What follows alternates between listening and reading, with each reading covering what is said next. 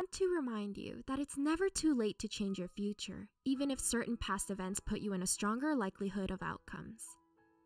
Here are 8 ways your childhood affects your lifestyle. 1. If your parents were highly strict, you may grow up to be codependent. Did you have an overbearing mother who picked out every outfit for you, or an inflexible father who made you practice more sports instead of hanging out with your friends? Even if they mean well or believe that they're doing what's best for you, helicopter parenting has harmful side effects, a big one being that you're more likely to grow up codependent. As an adult, you might rely on your partner to take care of the chores or have trouble adapting to work life. 2. If your parents have a broken marriage, it changes your romantic demands. It's like Pam said from The Office, when you're a kid, you assume your parents are soulmates. But unfortunately, this isn't always the case. Divorce rates are skyrocketing in America, now up to 40 to 50% of married couples more likely to end up in a divorce. If your parents separated, especially if the event happened during your early childhood, studies show that you're prone to having higher demands when it comes to romantic relationships. You may expect your partner to show a higher degree of morality, loyalty, and compassion so you can trust them better. 3. If your parents micromanaged you, you're more likely to develop depression. Okay, we talked about codependency, but depression is also a damaging side effect of authoritarian parenting. When you grow up with parents who do all the decision-making for you, it makes you assume that you're not competent enough to problem solve on your own. Instead of listening to you and nurturing you to learn from your mistakes, they often force decisions onto you, even ones that make you unhappy. This can lead to feelings of worthlessness and low self-esteem, which follow you into adulthood, manifesting into depression. 4. If your parents watched TV with you when you were a toddler instead of reading to you, it can suppress your communication skills. We always see those commercials of mothers reading to their babies, but this advertisement actually has value. It turns out that if your parents expose you to more television as a toddler instead of flipping through books, this can hinder your communication skills. Studies have shown that when a mother and child watch TV together, the mother makes fewer comments to the child, whereas if she reads to her child, it promotes the child to ask questions and a higher response rate from the mother. 5. If you copied your parents a lot, you're more likely to be open to other cultures. Did you often imitate your parents growing up? Even if the actions didn't always make sense, you knew that it's more likely to be open to other cultures. Researchers had an adult show a child how to open a box with sticks. Even if the actions didn't always make sense, you knew that it's more likely to be open to other cultures. Researchers had an adult show a child how to open a box with sticks. That's because cultural differences didn't always make sense, you knew that it's more likely to be open to other cultures. But when the individual is open to learning them, they also have the ability to be more culturally aware. 6. If you were spanked as a child, you may become sneakier as an adult. In some countries, it is now illegal to spank your child because it's seen as physical abuse. Depending on the severity of spanking, it has harmful side effects ranging from academic problems to health ones, such as dying at a younger age of cancer, heart diseases, and respiratory diseases. But did you know that you're also more prone to being a sneaky adult? Author Daniel Pink states that trying to influence a child's behavior by offering rewards and punishment does not always result in the desired behavior. In fact, children who were spanked may work harder to avoid being punished. 7. If your parents have a drug or alcohol addiction, you're susceptible to perfectionism. Do you know someone who is serious, has a good work ethic, and is a bit of a perfectionist? Chances are they might have grown up being a parent to their own parents. When a child has parents who are alcoholics or drug addicts, they never had the opportunities to let loose and have fun. Instead, they had to grow up faster than the other children and take care of household responsibilities. On the other hand, some children may adopt the habits of their parents, which can manifest into depression, anxiety, and feelings of worthlessness. 8. If you have a close relationship with your father, you're more likely to enter healthier relationships. We've all probably heard of the term daddy issues when someone grew up without a father around. Unfortunately, research only continues to show it's true. One study examined the quality of father-child relationships among 3 groups: orphans, children of divorced parents, and children in stable families. Results showed that the children, whether they were male or female, with a close relationship with their father was more common than those who didn't. When we are able to love our parents and learn to be patient with them, we are more likely to do the same for our romantic partners. Which of these points do you relate to? Did you know that your childhood can also affect your lifestyle? Check out our video here. Thanks for watching.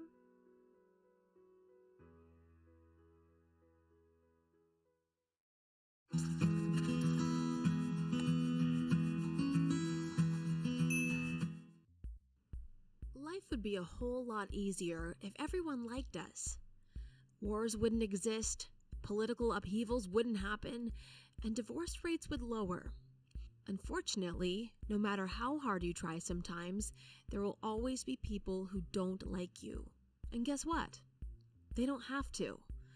Friendships wouldn't feel as good and love wouldn't be as amazing if we weren't reminded of what rejection, hatred, and alienation is like.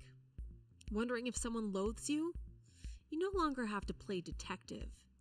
Here are 10 signs someone secretly dislikes you. Number 1, they're curt with you. Do you ever feel like you can talk to your best friend 24/7?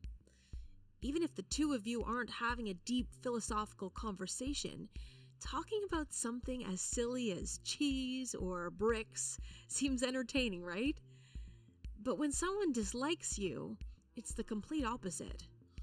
They cut the conversation short. If you ask them how their day is going, they'll give you one-worded answers like, fine, or okay. It becomes clear they don't want to talk to you. Number 2, their body language says it all. When we like someone, we have a tendency to make eye contact, mirror their body language, and lean in closer. But when someone dislikes you, they will avoid eye contact, cross their arms, and lean away from you.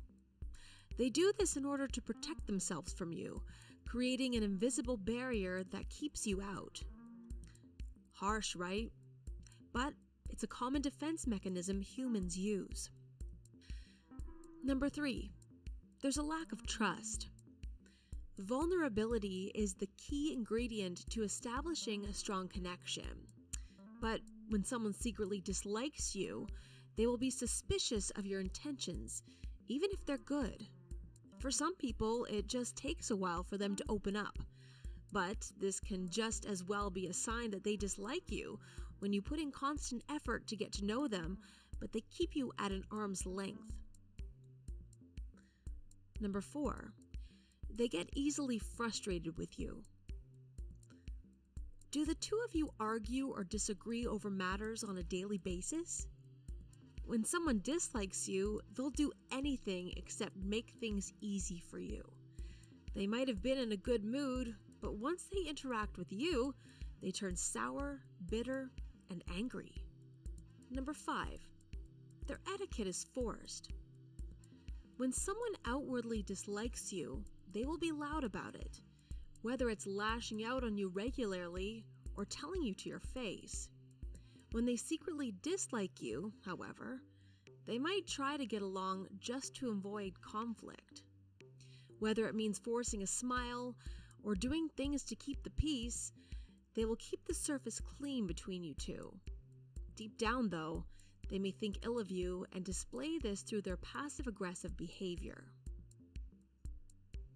Number 6, they avoid you as much as possible.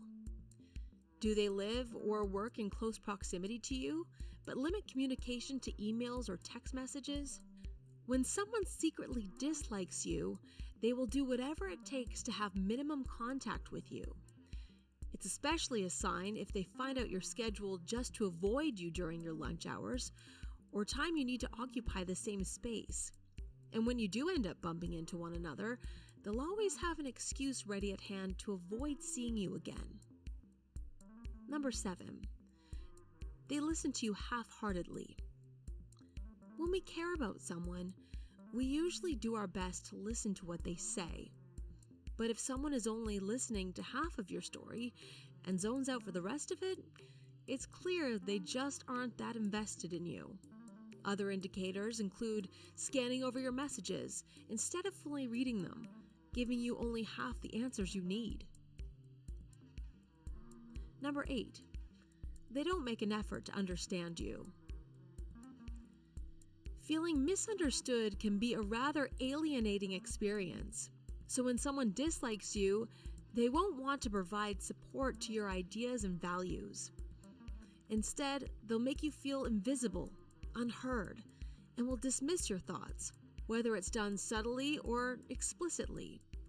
One-upping is another strategy they use to control the conversation instead of allowing you to give your own inputs. Number 9. They never invite you to social gatherings. Why would you even want to be invited to someone's birthday party when you know they hate you? Still, it hurts to know, right? When you see all your friends, families, and coworkers being invited, everyone except you, it slowly becomes obvious they want nothing to do with you. Number 10. Your gut tells you something is wrong. Sometimes your gut feeling is not enough, especially when anxiety makes even sound judgments wrong. But if you're getting a strong message from your gut free from anxiety, your instincts are telling you it's not worth your time trying to change this person's mind. Life is short. Cherish your moments with people who love you and leave the rest behind. Want to see more quality animated content? Check out and subscribe to Relashi's channel. She talks about crushes, coming out, and other memorable moments which are easy to relate to and fun to watch. If you also like this video, be sure to give it a thumbs up. As always, thanks for watching.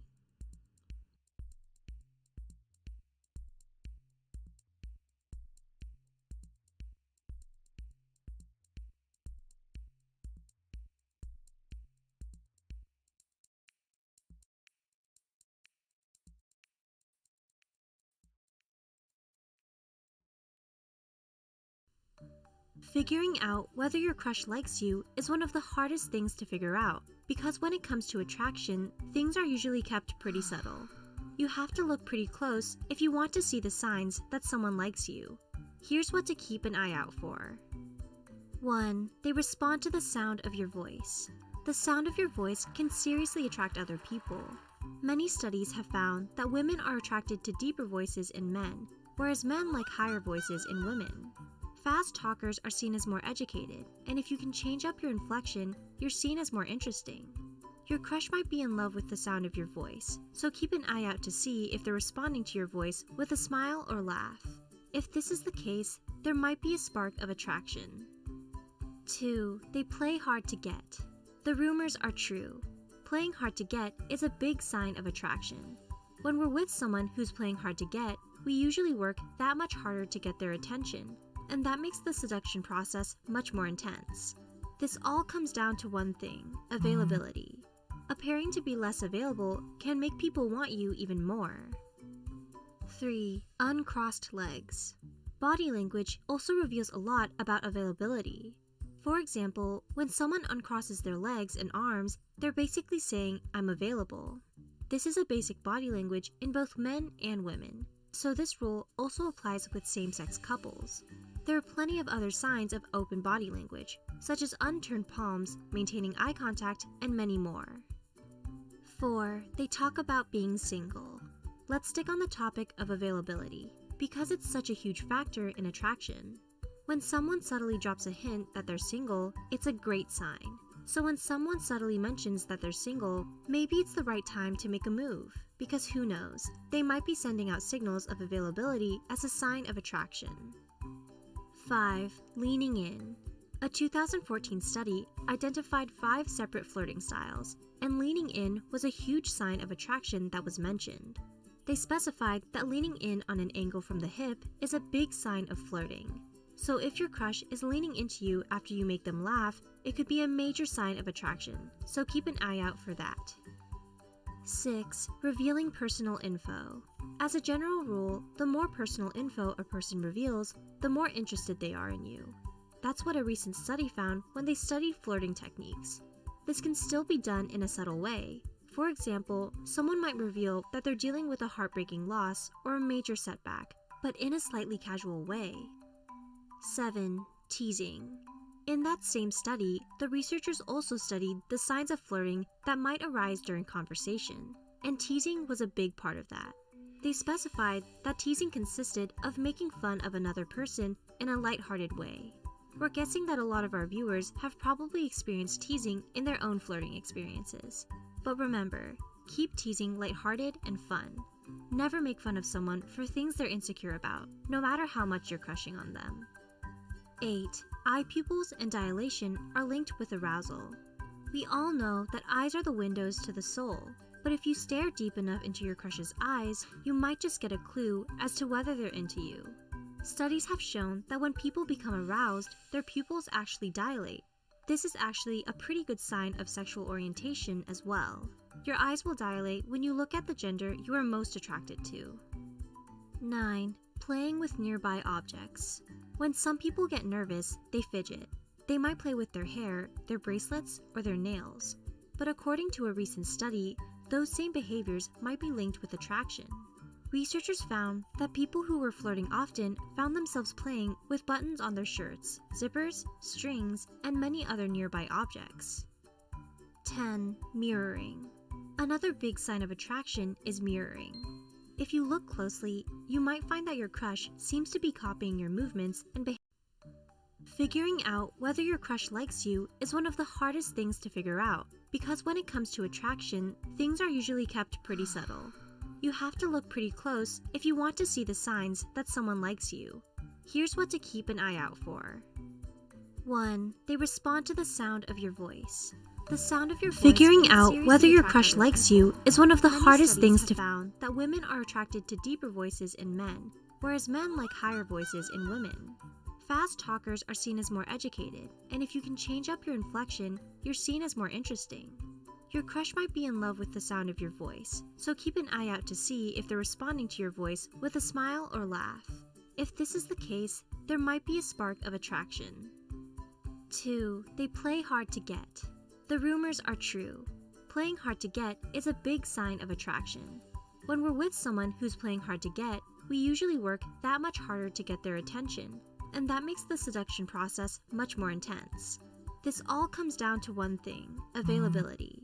Appearing to be less available can make people want you even more. 3. Uncrossed legs. Body language also reveals a lot about availability. For example, when someone uncrosses their legs and arms, they're basically saying, "I'm available."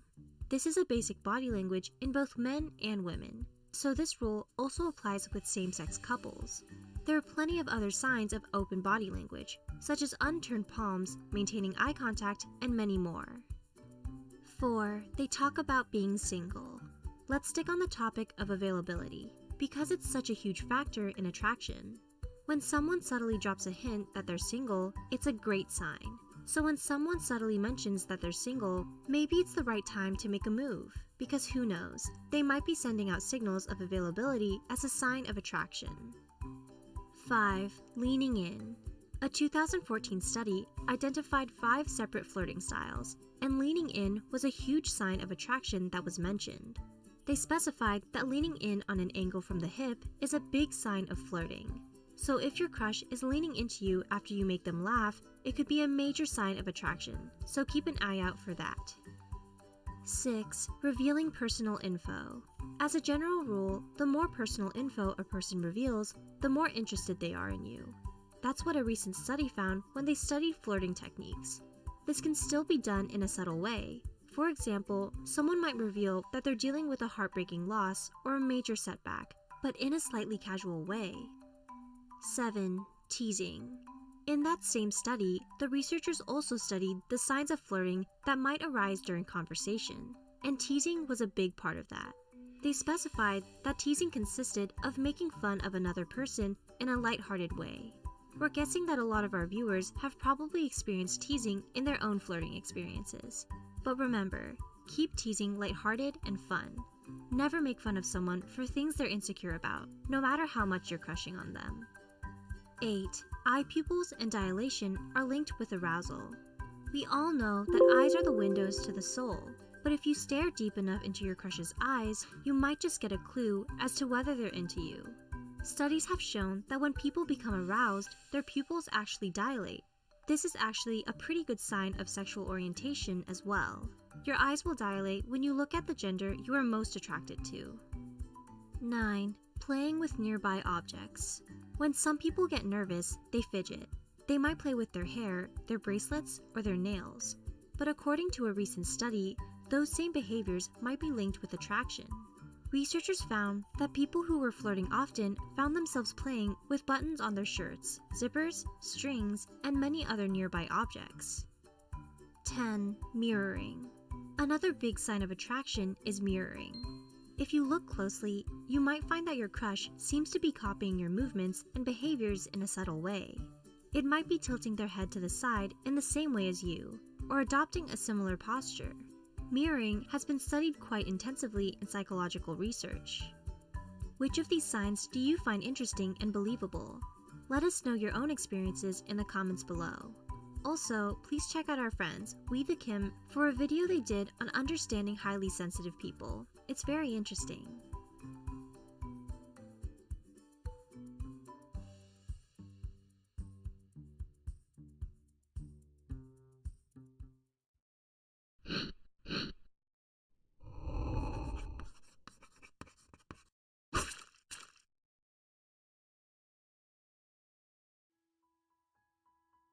Dating may seem impossible at times, especially if you're not used to putting yourself out there. It's scary when you have to worry about putting your heart on the line. Not only that, but it's a lot of hard work and time investment. You've discovered that even though you're actively dating, you're still on the search for a meaningful connection with someone. Here are 5 ways to find true love if you're an introvert and hate dating. 1. Go to events and places that reflect your favorite hobbies and interests.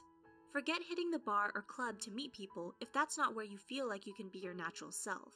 Meeting new people that you can potentially get to know over time requires a certain sense of self-confidence.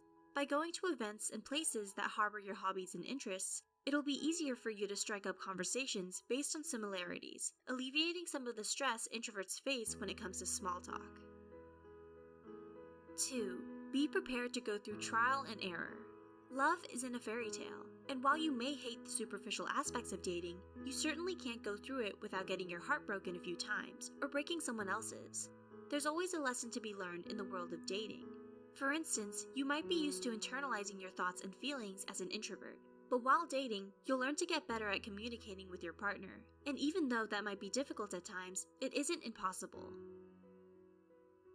3. Have honest conversations. Don't be afraid to show who you are right from the beginning.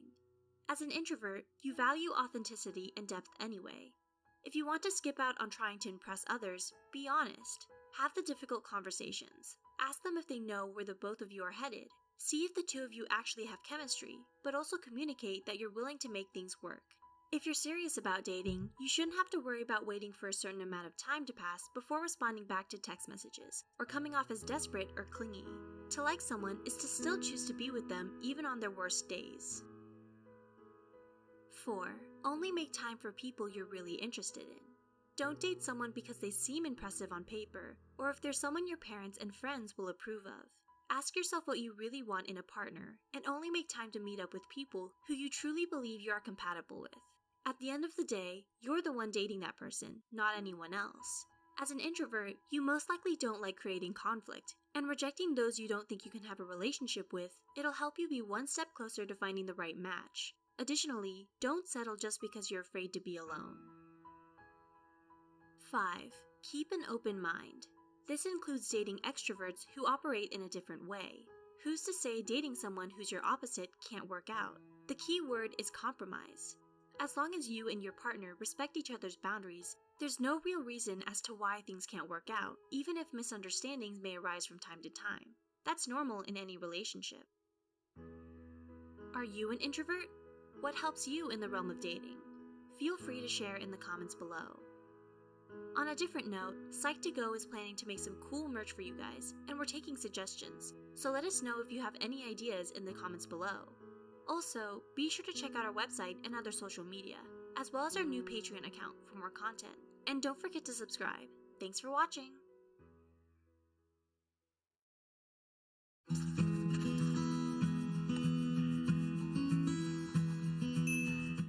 Ever wonder why you get along better with some people over others? Compatibility plays a role, of course, and similar interests and hobbies do as well. But we're also often attracted to certain people who become our lifelong friends and romantic partners because they help us become better people. Just like rare gems, they can be hard to find. Tired of the liars, cheaters, and users you once thought you could rely on? Here are 5 types of people worth keeping in your life. 1. The ball of sunshine.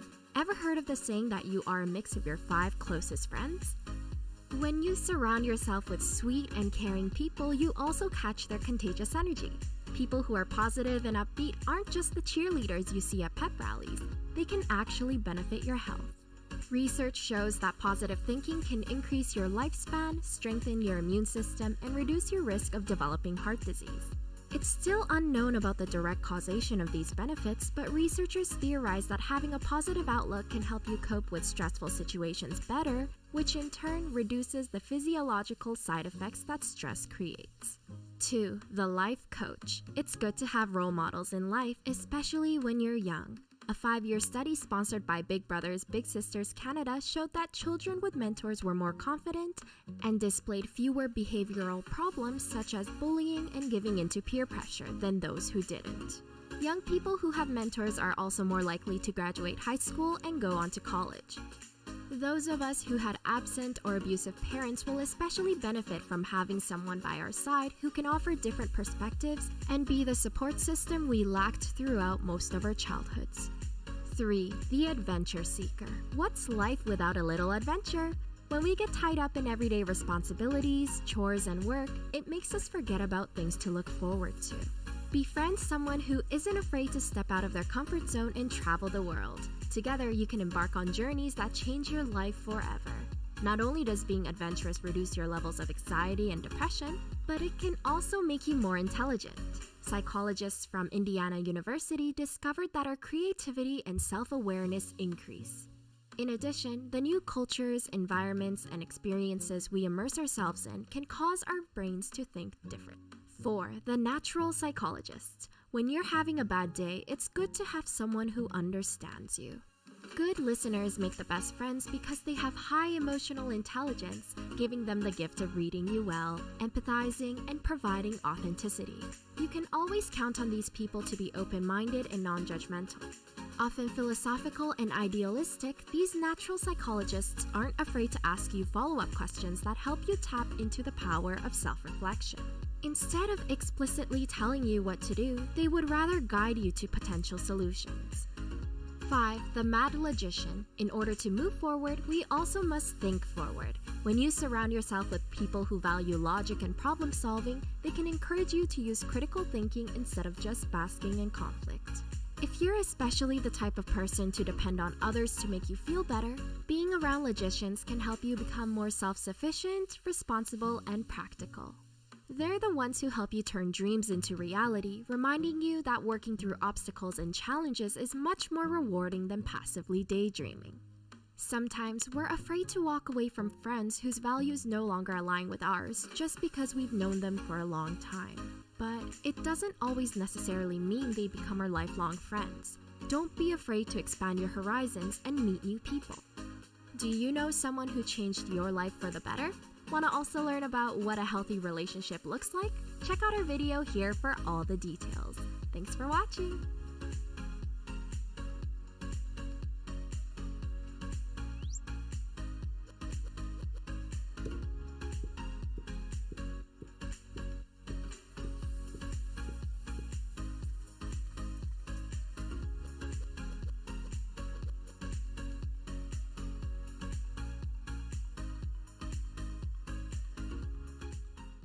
Ever wonder what you did to deserve harsh treatment from others? Well, sometimes it's not you, but the work people have to put in to improve their habits. Whether it's their deep-rooted insecurities that cause them to lash out at you, or their inability to let go of the past, know that you don't have to tolerate the toxic behavior that people have to work out on their own. Here are 5 types of unhealthy people you should walk away from. 1. The green monster. Do you know someone who never seems happy when you achieve something? Or always gets competitive, even over the littlest of things? When jealousy drives them, it creates tension between you two instead of building an authentic, supportive relationship. Envious feelings can also make it hard for the individual to be happy for you when you want to celebrate special moments with them. Don't play into their comparison games and never downplay your own achievements just to make them feel better. Most importantly, ask yourself if you want a true friend or a mere frenemy in disguise. 2. The nihilist. Life can get messy and it's normal to feel dejected every once in a while. But if you know someone who is constantly a Debbie Downer and dismisses your excitement over future events, hobbies, and dreams, it makes it nearly impossible to share that happiness. Know that you don't have to stoop to their level of pessimism. In fact, staying away from a negative attitude will be beneficial for your health in the long run. Research has shown that high levels of cynicism puts people at a bigger risk of developing dementia compared to more open and trusting individuals. 3. The slacker. Have you ever sat next to someone who wanted to mooch off your work and get the same credit for it? Talk about unfair, right? These people lack motivation, don't care about ethics, and do whatever it takes if it means taking the easy way out. You don't even have to work directly with them to be affected by their lazy attitude. They might just bring the entire class down with their lazy attitude. Whether they manipulate, guilt trip, or sweet talk you, watch out for these sneaky individuals. They might seem like they care about you, but they only care about 2 things: fast results and themselves.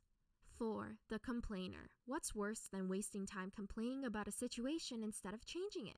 If you know someone who prefers to wallow in self-pity instead of taking action, it can be a bad influence on you. Toxic people who incessantly play the victim card but never take responsibility for what they are capable of fixing aren't just whiny, they're self-absorbed.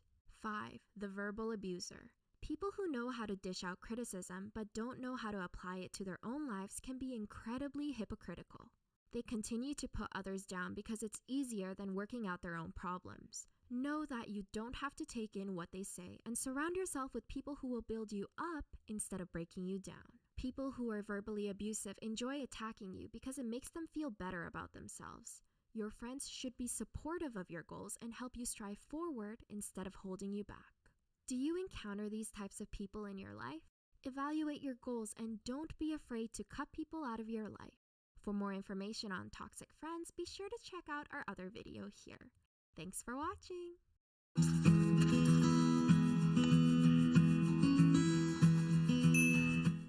Hi everyone! Before we start this video, we wanted to give all of you a big thank you. Psych2Go's vision is to make psychology more accessible to everyone. Today's topic is on 6 habits that may make people dislike you. Whether you like it or not, there are things that you do that make people dislike you. Have you ever walked into a room and there was a know-it-all in the vicinity? You can whip up a conversation on any topic and that person would act like an expert. Before you can even gather your emotions and thoughts, you already dislike the person. On the other hand, you might be that person that has something to say about everything. The problem is that we aren't always aware of the things that we do that make people dislike us. See if you can spot your behavior on the list we provided in this video. Psych2Go presents to you 6 habits that make people dislike you. 1. Acting too nice. It makes perfect sense that people will like you more when you are extremely kind and nice, right? Sorry to burst your bubble, but not really. Science has proven otherwise. According to a 2010 study by researchers at Washington State University and the Desert Research Institute, people tend to avoid working with people who appear to be too altruistic and unselfish. But why? Turns out, participants in the study said that the unselfish teammate made them look bad, while others suspected they had ulterior motives. 2. Asking too many questions. When you lead a conversation, asking questions to steer the topic is good. It tells the other person that you are interested in them. You need to be careful not to ask too many though. If you don't reciprocate and also tell them about your own experiences, this can come off as an interrogation. You need to balance the conversation and spill the beans from time to time. The Journal of Experimental Social Psychology found that people start to dislike you when you are the only one asking questions. This could be in direct communication or through written communication like emails. 3. Dropping a personal bomb. Being honest is one of the most important things you can do in an interview or when you go out on a date. You want to present the best version of yourself as possible. What you don't want to do though is to disclose something extremely personal too early. This sends the message that you are inappropriate and cannot read the social signs and triggers. For example, it might be inappropriate to share your intimate details about your love life with people you just met. So, what are the things you could share with people you just met? Susan Spencer at Illinois State University found that speaking about hobbies and likes and dislikes will make you seem warmer and more likable. 4. You often hide your emotions. Somewhere along in your childhood, it became a common practice to hide and suppress your emotions. This is not the same as controlling your emotions, though. Studies have shown that people react better to a truthful display of emotions than hiding them. For example, someone made you upset because they said something that you think was insensitive.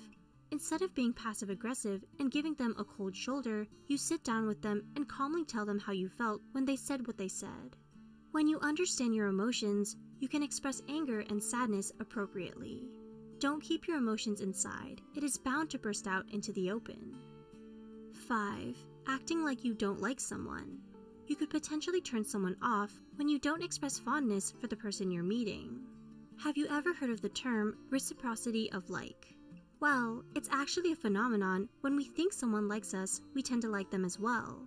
When we expect people to accept us, we act warmer towards them, according to a 2009 study by researchers at University of Waterloo and the University of Manitoba. Not sure how a person you're interacting feels about you? Act like you like them and they'll probably like you back. 6. Giving a weak handshake. Have you ever greeted someone and found they have a weak handshake? Do you find it off-putting when someone cannot shake your hand properly? If you do, you are not alone. When someone has a weak handshake, they come across as someone who cannot manage pressure. In a study done by the University of Alabama, it was found that undergraduates who had a weak handshake were less positive and likable. There are bound to be things that you do that will put people off. None of us are perfect, and we can't please everyone. However, that doesn't mean you can't try and change the way you do things. If you identify with any of the points mentioned, ask yourself these questions. Why do I do the things I do? What beliefs do I have that is causing these behaviors? These questions are the first step to understanding yourself more and altering your beliefs and behavior that do not serve you. What do you think about this list? Share with us in the comments below. Subscribe to Psych2Go for more psychology content. Don't forget to like and share this video with someone who can benefit from it.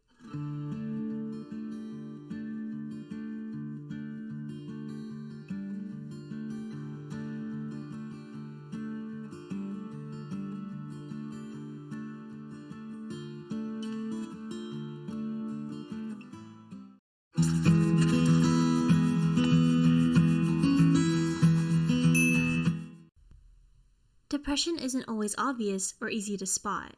Social media and Hollywood often depict it in its most serious stage, with raging mood swings and intense hopelessness. But depression can range from mild to severe, and it has a habit of sneaking up on us in our everyday routines. This is why many people often struggle with it silently, when the symptoms aren't always so clear-cut. Here are 6 signs you may have depression and not even know it. 1. You keep yourself crazy busy. The older we get, the more natural it is for our schedules to fill up, with duties to fulfill and chores to complete. But when you have depression, you are more likely to drown yourself in work.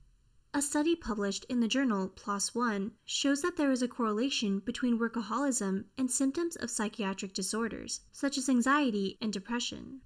Medical doctor Sumi Lee Samuel at Timberline Knolls, a residential treatment center in Illinois, states that keeping busy might be a way for people to ignore or avoid painful issues that may be contributing to or triggering their depression.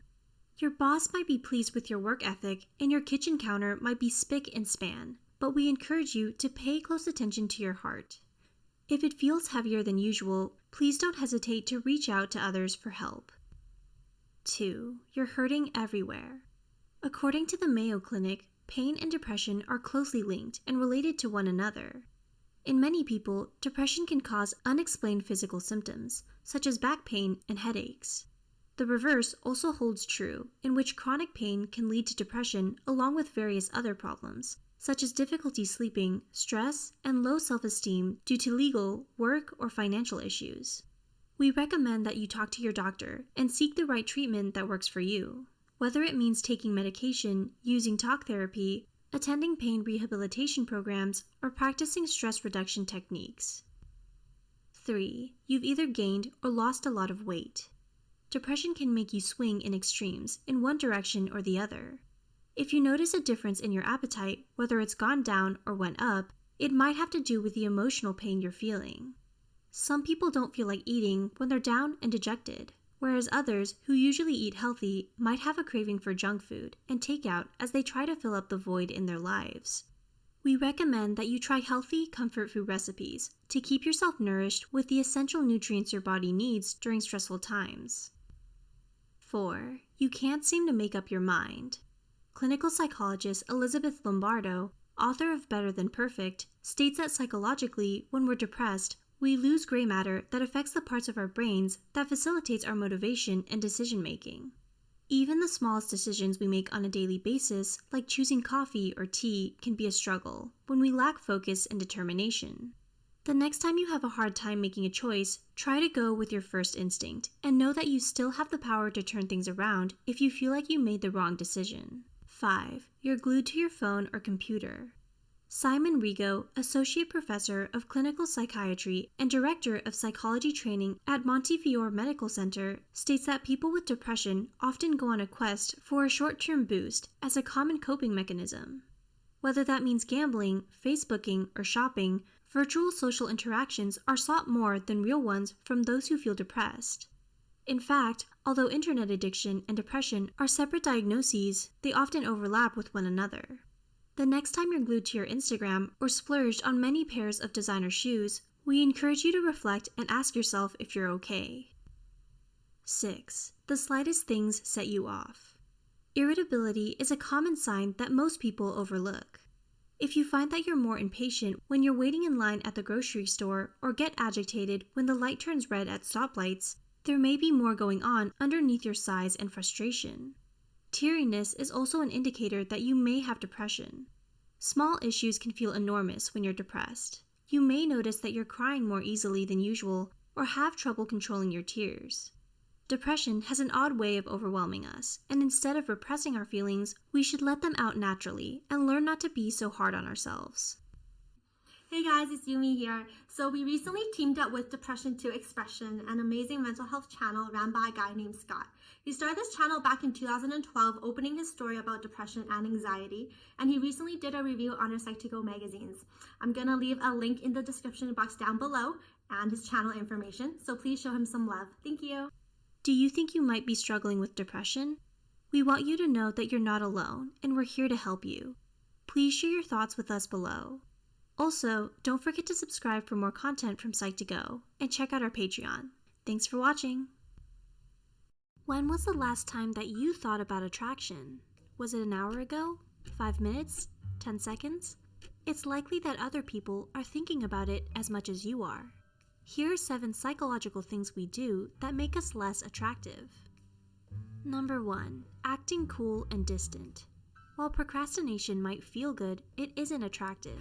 In 1992, 2 psychologists named Moreland and Beach were curious about the relationship between how many times you see someone and how attractive you find them. They had 4 women pretend to be students in a large intro psych class. At the end of the semester, students in the class were asked to rate how attractive they found each of the women. What the researchers found was that the fewer classes a woman attended, the less attractive they were rated by other students. The other students basically forgot about her. I'll try and remember this study the next time I have to psych myself up to go to class. Number 2. Acting clingy. It's the classic young love phenomenon, constantly hanging out together. 3 social psychologists from the University of California, San Diego, conducted a study on the relationship between people's physical proximity and how much they like each other. The researchers made a surprising discovery. They asked students to name who they liked and disliked. The researchers found that the students most liked people were those who they frequently met face-to-face. But the researchers also found that the students' least favorite people were those with whom they were forced to spend time. In other words, watch out that spending time with your crush doesn't end up with you getting on their nerves. Number 3. Acting as if you don't like your date all that much. When Grandma told you it always pays to smile, were her words backed up by science? Psychologists Curtis and Miller randomly paired participants. One student in the pair was led to believe that their partner either liked or disliked them. Those who thought they were liked were nicer, and their partners ended up liking them more. The researchers concluded that so-called reciprocal liking is a self-fulfilling prophecy. If your partner thinks you like them, they'll be nicer to you, which in turn makes the whole relationship better. And the opposite is also true. If they think that you don't like them, they'll be meaner, and the whole relationship will suffer. Turns out that Grandma was onto something. Number 4. Revealing too much too soon. In 2011, researchers told female undergrads that their Facebook profiles had been viewed by male students, and that they would now be viewing the profiles of those guys. You can probably imagine that the women were intrigued. The women were split into groups, and were told either that he liked their profile, or that the researchers didn't know whether he liked their profile. The women were most attracted to the men who didn't reveal whether they liked the women. Why? The researchers decided that the more the women pondered the mysterious man, the more he was on their mind, and the more intrigued they became. Austin Powers' nickname was actually pretty honest. The magical man of mystery does get the dates. Number 5. Going on boring dates. 2 psychologists in Vancouver, Canada, did a study on misattribution of arousal, which is when people make mistaken inferences about what is causing them to feel the way they do. They had an attractive female research assistant give male participants a questionnaire. In the first group, she asked them the questions while they were on a scary suspension bridge. In the second group, she asked them while on a low, small bridge. Those on the scary bridge were more excited because of the bridge, and were more attracted to the research assistant and more likely to call her later. On your next date, don't just get coffee. That's boring. Instead, go see fireworks or ride go-karts. Number 6. Using cheesy pickup lines. Psychologists who study attraction have identified 3 general strategies for pickup lines. Cute, flippant, for example, your place or mine. Innocuous, such as, what do you think of the music? And direct, as in, can I buy you lunch? A study asked men and women which pickup lines they preferred to receive. Most strategies worked for men being approached by women. However, women tend to prefer innocuous and direct lines over cute, flippant ones. Bottom line, groaners aren't attractive. So now you know, asking someone, did it hurt when you fell from heaven, is scientifically the lamest possible thing to say. Number 7. Not having a wingman or wingwoman. Some people treat dating like a competition, but did you also know that there's lots of room for cooperation among friends? Having a third party make the introduction may be the best strategy of all for guys trying to pick up women. Especially in today's dating world, where there's more choice than ever, daters have to overcome many hurdles in order to catch someone's interest. Having someone make the introduction for you automatically moves you past the difficult first stage, and it makes it clear that you're nice enough to have friends. Sorry, James Bond, but in the real world, the best romancers work in pairs. In today's fast-paced dating world, people are quickly judged on first impressions. But don't worry, all you have to do is make sure you never do any of these 7 unattractive things, and you'll do fine. Although, bringing chocolates never hurts either.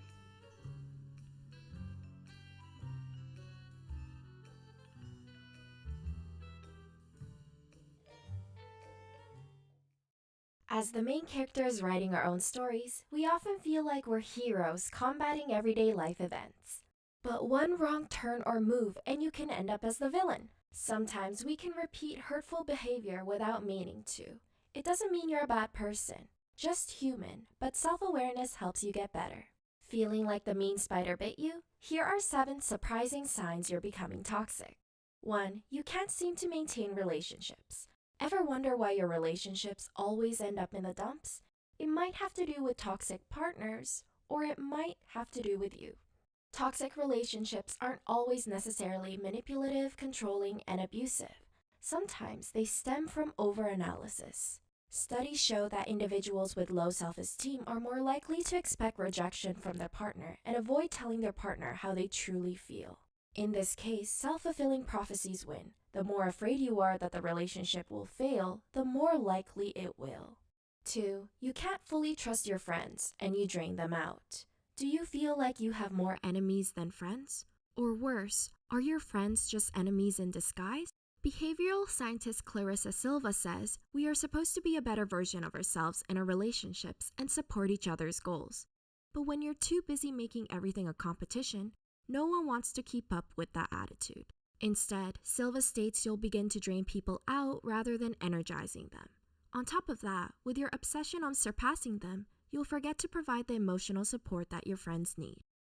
3. You apologize once in a blue moon. Psychologist Abigail Brenner says that toxic people often claim the victim card, meaning that they seldom ever take accountability for their own actions. When you have a hard time swallowing your pride and apologizing, this can truly sabotage your relationships. In fact, researchers discovered that there are many benefits to the art of apologizing, such as stress relief and rekindling friendships. When you don't say you're sorry, you miss out on understanding how you might have hurt someone. It isn't too late now to say sorry. 4. Drama follows you everywhere. Do you have a habit of breaking promises or leaving others hanging? Consistency is important, but when it isn't, serious consequences follow. According to psychologist Perpetua Neo, bringing drama to the table, such as spreading rumors and starting fights, is a big red flag you're becoming toxic. Is telling a grandiose story really more important than your friend's feelings? No. 5. You're addicted to social media. This is different from tuning into the Psych2Go channel to watch our new uploads. Who doesn't appreciate many likes on Facebook and Instagram? But when your self-image becomes a bigger priority than staying present, that can lead to bigger problems. Dr. Sadie Letter Elder says that letting technology get the best of you can make you accidentally be the toxic one in your relationship. When you rely on an audience for validation, you also rely on social media for ego boosts. This may cause others to resent you for having your eyes glued to your phone rather than on them. 6. You talk about people behind their backs. High school drama sucks, and if you constantly talk about people behind their backs, it'll feel like you